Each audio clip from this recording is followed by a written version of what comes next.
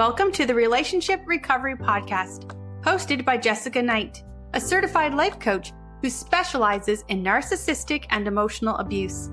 This podcast is intended to help you identify manipulative and abusive behavior, set boundaries with yourself and others, and heal the relationship with yourself so you can learn to love in a healthy way. Hello, and as always, thank you for being here.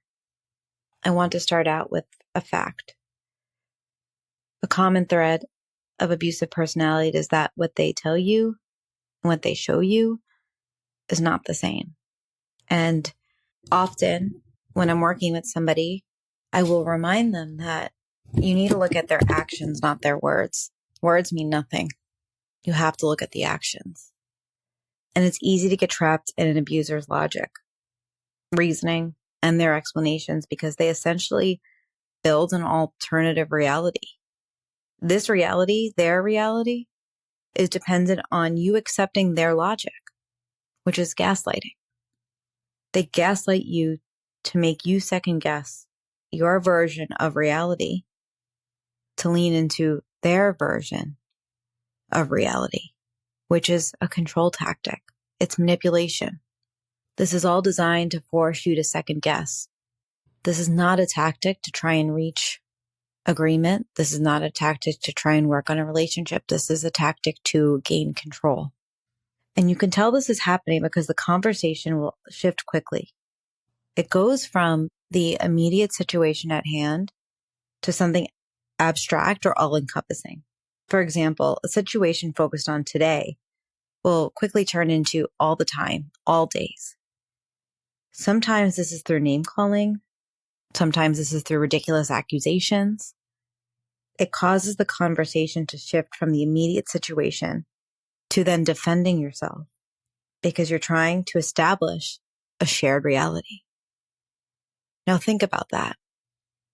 You go from your own reality, your own hurt, your own trigger, to very quickly defending your reality in hopes to get to an even point where you might then say, neither of our realities are true. But already, even there, especially if you've been abused, you are now saying, my reality isn't true.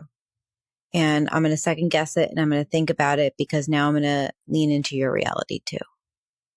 And honestly, in repairing anything, it's not the worst thing to be able to say my reality and your reality, maybe we're both wrong and there's a place in the middle.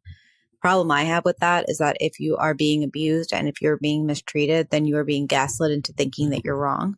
But you don't want to feel so far mentally from your partner, right? We're likely trauma bonded regardless, but definitely also probably trauma bonded. And it's usually surprising at these times to hear accusations from your partner. It's usually like you're usually thrown off and now the conversation is derailed. So what do?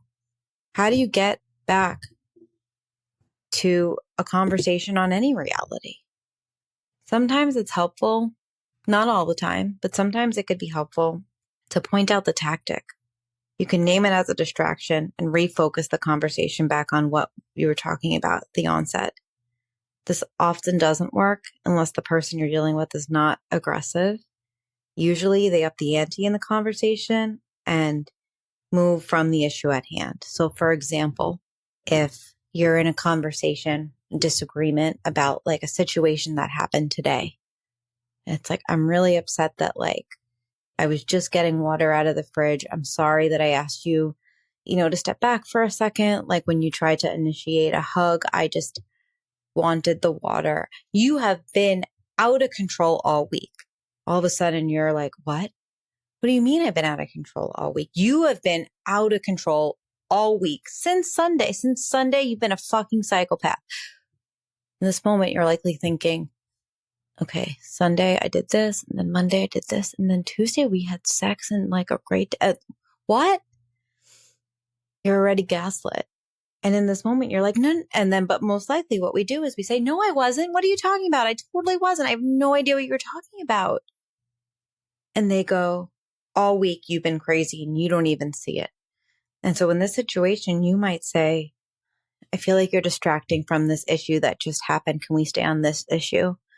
We can talk about this week and come to an understanding at another time. But right now, that's a distraction away from the issue right here. Let's get through here. A lot of times they want to be right. They want to be mad. They want to control. They want the outcome. They want to go back in time and get what they want, which means that you don't exist and your needs don't exist. So a lot of times this doesn't work, but at least it will help you not feel crazy. And it's one possible thing. And if somebody does respond to it and they're like, okay, you're right. Like, let's stay on this. I'm overreacting about this week. We can talk about that. Let's talk about that tomorrow. That's great. Because at the very least, you'll be able to understand what the hell they were talking about and likely come to a common ground if they are that self-aware to realize that they're being psycho about it. Another thing that you can do is give them space to continue to talk. So you step back from defending yourself and you just give them enough rope to hang themselves, essentially. And the more you do this, the more you'll be able to see how they are. So in this example, if it's like, and you were crazy and all week you were nuts and you were like, didn't engage with me and I haven't seen you and all you care about is like getting to this wedding on Saturday and you have like not even acknowledged that I exist and me. And you're just like, holy fucking shit, what the fuck is going on? And they're just like on and on and on. And you're just like, you're right. My needs are supposed to be completely focused around what you need. And therefore, why do I even have weeks? I mean, you would never say that to them, but you might say that in your head. Because when you like just let it keep going, you kind of tend to see how ridiculous it is. Because when you don't respond, that's a boundary. Not responding is a boundary. And then they amp it up. And the more you do this, the more that you'll see how they actually are and how they actually are thinking. And I know that sometimes people listen to this wanting to figure out how to stay in the relationship. But what I'm going to tell you right now is that if this is going on and this is not getting resolved, this is your life. This is what this is going to look like. Of course, somebody could be like, holy shit, I keep unloading on you and I really need to stop. That takes self-awareness on their part. And I don't know if we've seen it, if you're listening to this. This is another way that they're showing you their reality. They're trying to get you to do whatever they want.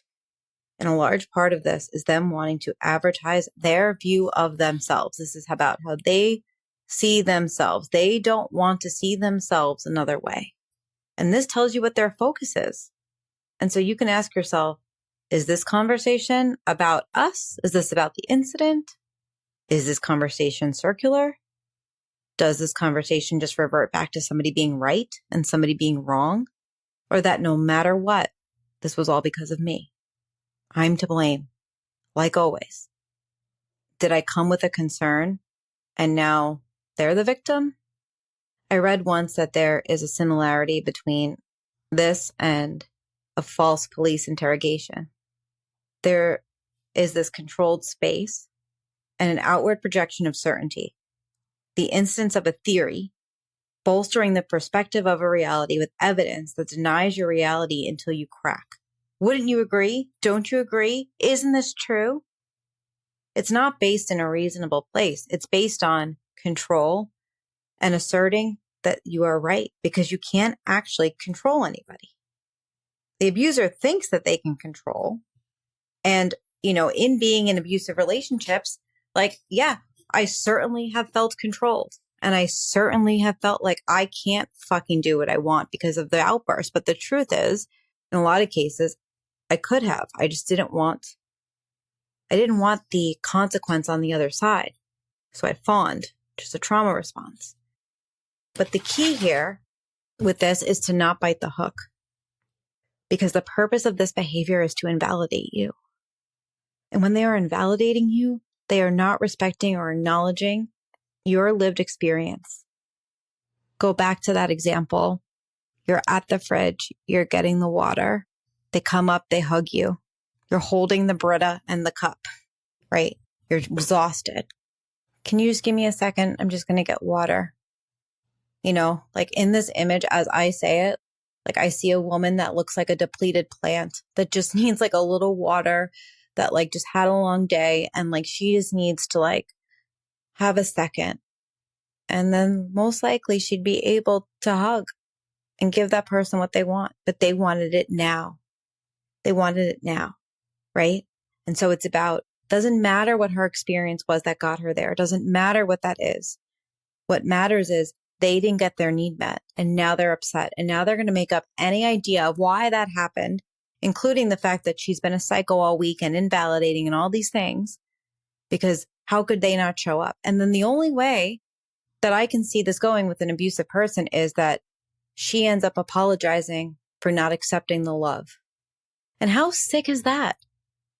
What then we are doing is accepting love that comes with control. That's not based on mutual understanding. That's not even based on, sure, babe, get the water. Sorry about that. How are you? You okay? I'm tearing up as I say this. I'm tearing up as I say this because in abusive relationships, there's such a lack of actual compassion for the person being abused, and they grow to accept that. And I feel like my whole life's work is trying to help people understand that they deserve to feel like their needs matter too. And often there is a pattern that comes up then of not respecting or acknowledging somebody's lived experiences. And it shows up in a variety of ways. And I'm going to touch on these ways because I think it's important. There's 5 I wrote down. Gaslighting, in which, we talk about gaslighting a lot, but this didn't happen or did not happen, or the way you believe it didn't happen, or the meaning of it isn't true. And it's different of what you attribute it to. They may police thoughts. You should feel this and not that. Why are you thinking that way? You should be thinking this way. They shift priorities of the impact. So they'll make your experience feel like it's a third party, making the impact not based on your reality, which invalidates how you feel. But like anyone would feel this way. Anybody would want this. I want to feel this. So like that's the reality. Quick caveat to that is with a past partner who used to do this all to me all the time. He'd be like, anybody would I'd be like, anyone? How many people have you polled? Don't do that. It didn't go over well. But I would say it all the time. I'd be like, okay, like, can you show me the polling data of everybody you polled of everyone that would have done this? Oh, couples therapy is ridiculous. Okay, can you please show me all of that data? Thank you. I can be a real asshole sometimes. They will focus on the symptoms, not the cause. And now this pattern is often seen a lot with reactive abuse, so it's important. But your experience will be undermined. And instead of focusing on the cause, they focus on the symptoms, which is essentially victim blaming, because it's not the I didn't let you get the water, or like I made a problem because you wanted water, or I had a reaction because like you wanted to do that before you hugged me. It turns into, and then you pushed me away, and then you looked frustrated, and then you were angry. And it's like, no, I was all those things because I simply couldn't just ask for a second. And then I was fighting. And then after 11 hours of work, I didn't want to be fighting. And I was trying to not fight. So I was deflecting. And so I was probably invalidating myself because all I want to do is be out of this. But most likely they'll focus on all the other things that happened and not the incident that caused it. And lastly, and this gets really confusing, is when they focus on their trauma processing, not yours. You may need space to process, right? We all get triggered. I don't care who you are and what your background is. And if you've been in therapy for 20 years, or if you haven't, which I have been, and I still get freaking trauma triggered. Everybody gets triggered. We have triggers. They focus on their trauma processing and not yours, meaning their triggers matter more than yours. If you're triggered, not as important as the fact that they were. They take space. They dictate to you how much space you get. If you need space, that's you stonewalling. If they need space, it's a boundary. It's really, really, really not okay. Because the abusive person will use anything, especially language, to shape this reality. They want that validation, and they seek to create a specific reality and have you accept that reality. And this happens over and over and over again. And that's why things never freaking feel resolved. This is why you don't feel okay. It's why your body's getting sick. It's why when people ask you how your relationship is, you're like, oh, it's great. It's why you don't post pictures on social media. And if you're able to create enough mental space, which is what they don't want you to do, you might start to see the pattern clearly. I have this whole course on boundaries on my website for $19. And in that course, I talk about how to set a boundary with an abusive person, which is essentially finding ways to take enough space with the abuser. And so the point of that is that when we are in this cycle, we just see like red and we don't see things clearly because we can't see things clearly because it is so disorienting, and likely we do see things clearly, but then our reality is turned upside down so that we don't see things clearly. And when you do create enough mental space, even a day, you likely will stop blaming yourself and getting wrapped in conversations that are circular and meant to hurt you, because you're not going to want to. When we have more space and we're able to think for ourselves and at least like regulate our bodies, we don't want to be in that cycle. And I don't say this to help you stay in the relationship. I say this because I care that you are in a healthy relationship. And it's so hard to leave if you don't know what is actually happening. But if you can see it clearly, it will be easier for you to begin to leave. Well, easy is definitely relative and in air quotes, but it won't be easy.